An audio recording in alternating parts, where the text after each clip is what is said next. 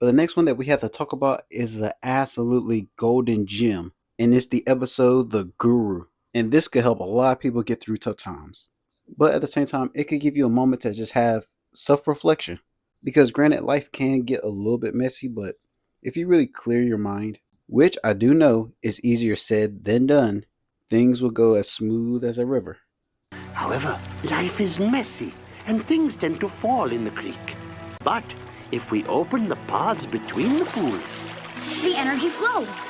And granted, don't get me wrong, I do understand that, some people don't believe in chakras and all that stuff. And that's fair, but I mean, it doesn't hurt to look into that information. Because even if you don't do something, it doesn't hurt to actually learn the information and knowledge. Because it could end up helping you or maybe a loved one in the future.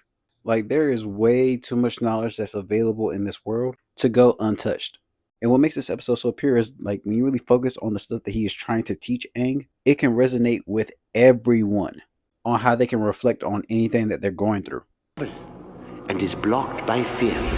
What are you most afraid of? You are concerned for your survival, but you must surrender those fears. And I feel like that point resonates with a lot of people because a lot of people live their life throughout fear nowadays. I mean, come on now. A lot of people have anxiety, depression. I mean, depression medication is through the roof nowadays. And also people feel like they're in a constant state of survival, which for this to be an Avatar Last Airbender is absolutely a great episode, which is an issue a lot of people are dealing with now, 20 years later.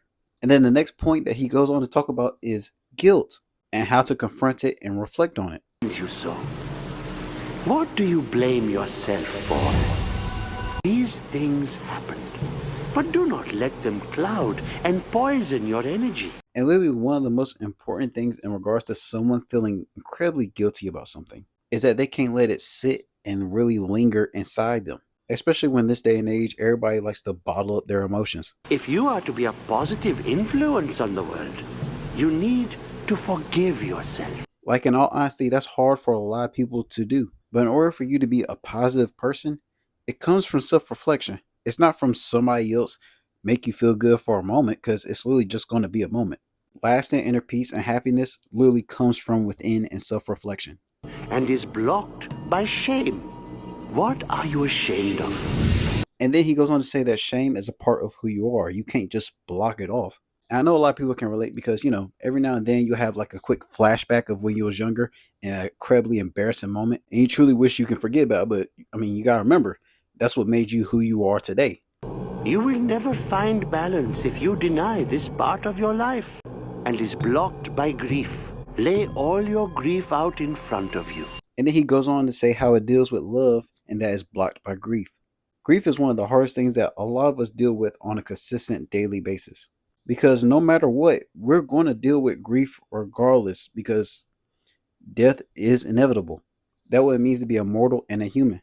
You have indeed felt a great loss. The air nomad's love for you has not left this world. Let the pain flow away. It's a great representation on when people that we love and known for years suddenly pass away or leave this world one way or another. And it shows that the love that you have for the person that passed away never went away. And also that the loved ones that are around you in the present are just as important in order to guide you through grief. It goes to show that love is actually a cycle, whether it's past, present, or future, especially when you think about it. It deals with truth and is blocked by lies. I like this part, especially when you start to get older and older. And you realize that being transparent and very upfront pays off way more than just trying to cover things up with pointless lies. And this is also one of those key moments in self-reflection where you just tell yourself, who am I? And you have to tell yourself those uncomfortable truths and stop lying to other people and yourself. Deals with insight and is blocked by illusion. And this is what I spoke on before, how people used to be together and connected more.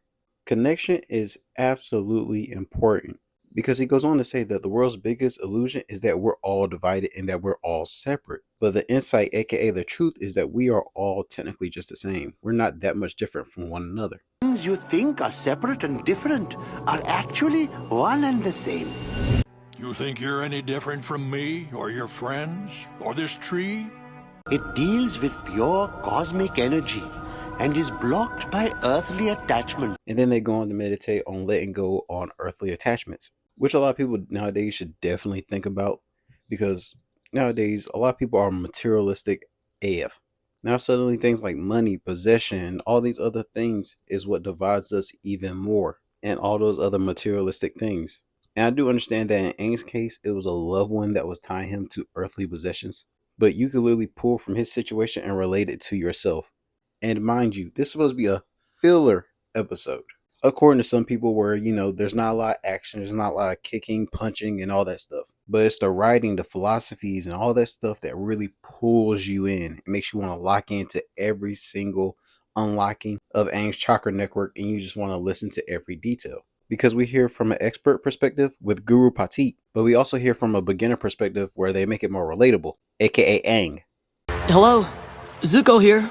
And if you like that video, make sure you like, comment, and subscribe. And also let me know what you think the next video should be based off of. Because like I say at the end of all my videos, I read every comment and I make sure that y'all are heard. Because I'm trying to get to 50K by the end of the year, I would love to have your support and hear more about your ideas.